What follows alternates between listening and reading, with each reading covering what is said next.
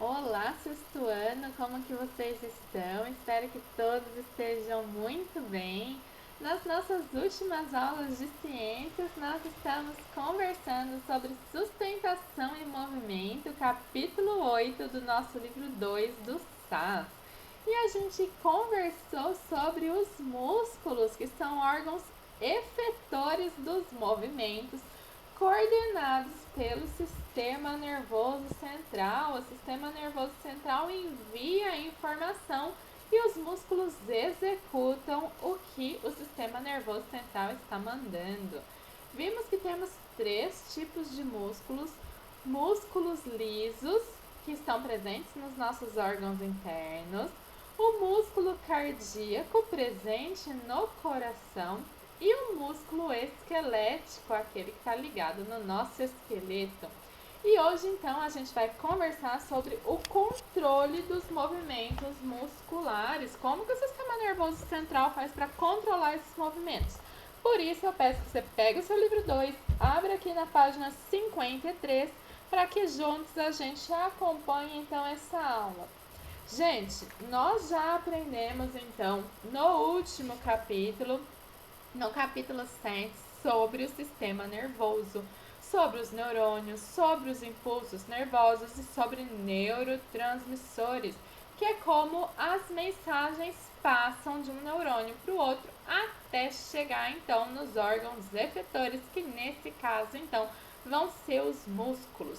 Ou seja, as informações são processadas no nosso sistema nervoso central e daí, através dos nervos, que são prolongamentos dos neurônios, elas vão chegar nos órgãos efetores, aqueles que precisam receber a mensagem.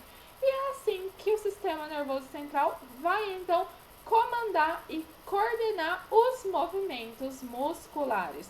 O encéfalo, ele sempre vai estar recebendo a informação se os nossos músculos estão contraídos ou relaxados. E daí, então, ele vai interpretar essa informação de acordo com o que o nosso corpo precisa fazer para se movimentar. E daí ele vai enviar, então, a resposta de qual músculo precisa se contrair, qual músculo precisa relaxar e como que ele coordena todos esses músculos juntos para que a gente consiga ter uma coordenação muito boa e um movimento adequado de acordo com aquilo que a gente quer, já que o nosso movimento, nesse caso, se for o músculo esquelético, vai ser voluntário, o cardíaco e o músculo liso involuntário. Então, gente, olha aqui no desenho da página 53 para a gente relembrar. Olha lá, o encéfalo, a medula espinhal e os nervos e os músculos. Então, gente, ó, a gente tem o neurônio que está lá no encéfalo. Ele vai transmitir a informação, então, ó, encéfalo, medula espinhal, nervo, vai chegar até o músculo esquelético. E daí o músculo esquelético vai se contrair ou relaxar de acordo com a informação que ele recebeu do sistema nervoso central. E daí, gente, a gente precisa relembrar do experimento que a gente fez. Lembram do experimento que a gente testou o reflexo patelar? Lembra desse? Vocês fizeram aí na casa de vocês. Gente, olha aqui como que funcionou esse do reflexo patelar. Ó, aqui a gente tem a medula espinhal, aquela que passa dentro da nossa coluna vertebral, só que ela tá em corte, tá bom? Então aqui é uma fatia dela. Como a gente está falando do reflexo patelar, vamos lembrar que quem é responsável pelo reflexo é a medula, tá? Então, no caso, essa informação não vai chegar aqui até o encéfalo. Ela vai vir só até a medula e já volta. Olha o que aconteceu, então. Então, vocês receberam uma pancada aqui no tendão, logo abaixo da patela de vocês. Essa informação no tendão, ó, as terminações nervosas que estavam ali detectaram essa pancada.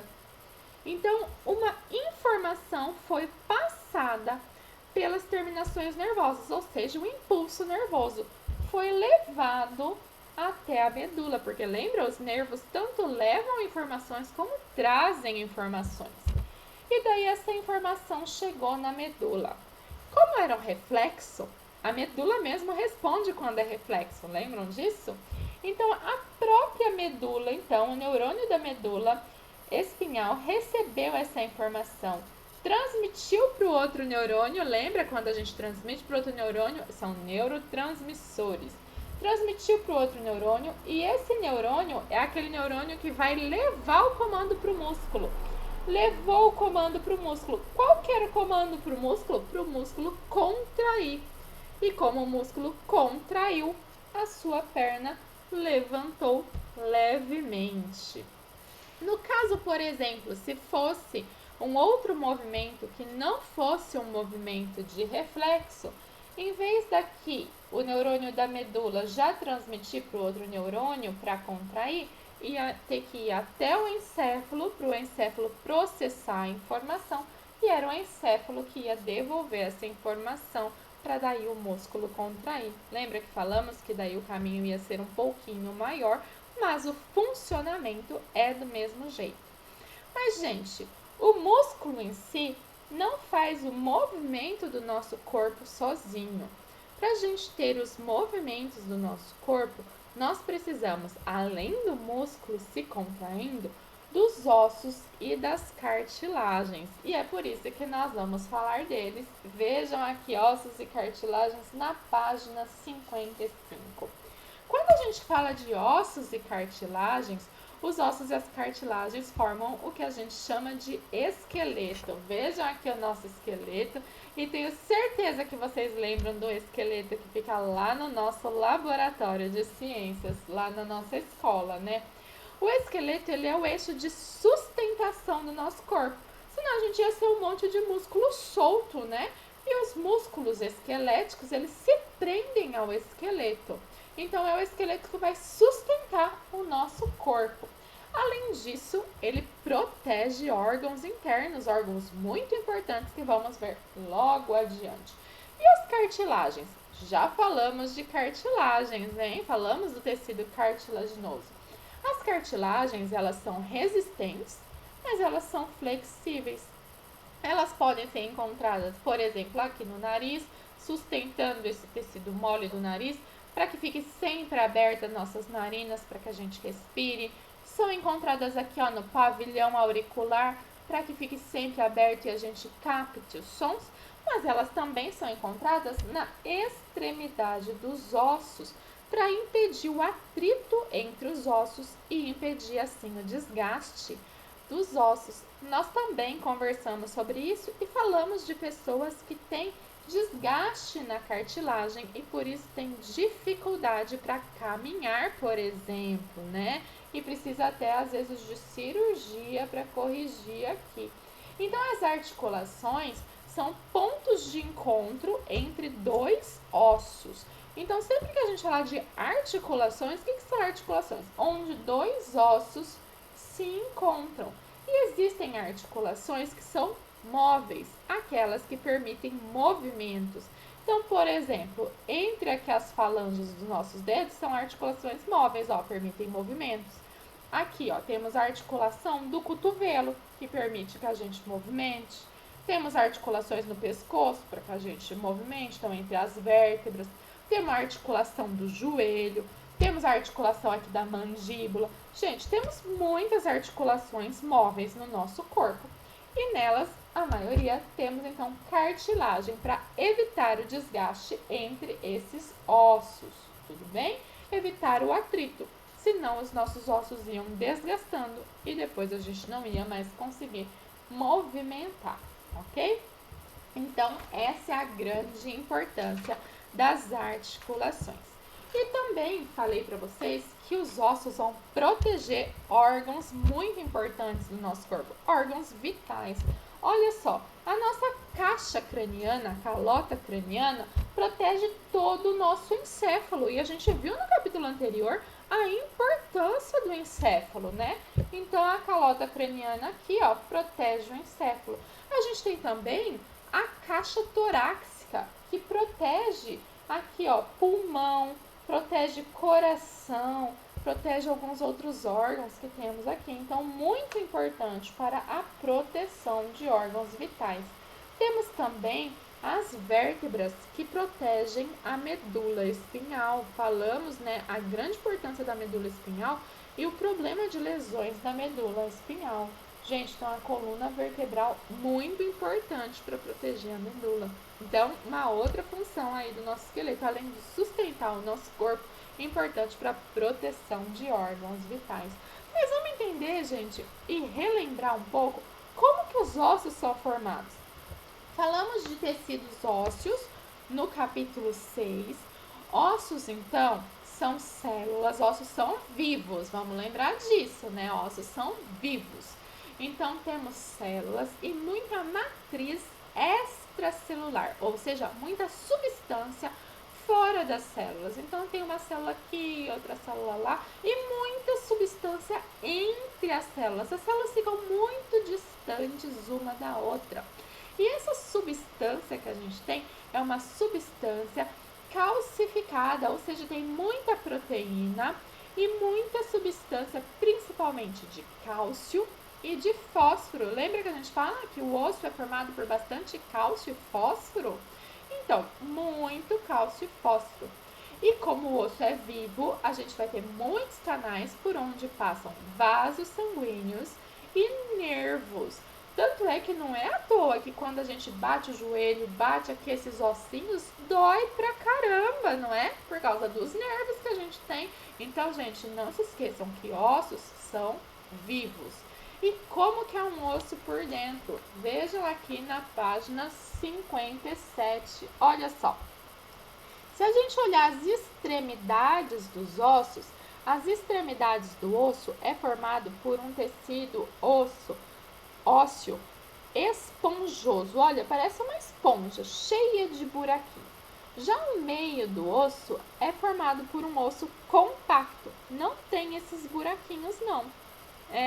Quando você comeu, se você come coxa de frango, você já reparou que a ponta do osso ela é mais molinha e o meio do osso é mais duro? Porque no meio do osso é o tecido ósseo compacto, então ele é mais compacto mesmo, né? Mais duro, mais firme, um bloco. E aqui a ponta ela é mais esponjosa, então ela é perfurada, ela é porosa, tem essa diferença. E por quê? Porque aqui nessa parte esponjosa a gente vai ter o que a gente chama de medula óssea vermelha. Aqui, gente, fica um tecido que produz as células do nosso sangue, os glóbulos vermelhos, por isso que chama medula óssea vermelha. E aqui dentro, da onde é o osso compacto, tem uma cavidade, olha só, fica a medula óssea amarela. Aqui guarda células adiposas, por isso que é amarelo, de gordura, né? Tecido adiposo. E você sabia que quando a gente é bebezinho, né? Quando a gente estava lá na barriga da nossa mãe, como que os nossos ossos foram formados? Na verdade, antes eles eram um molde de cartilagem.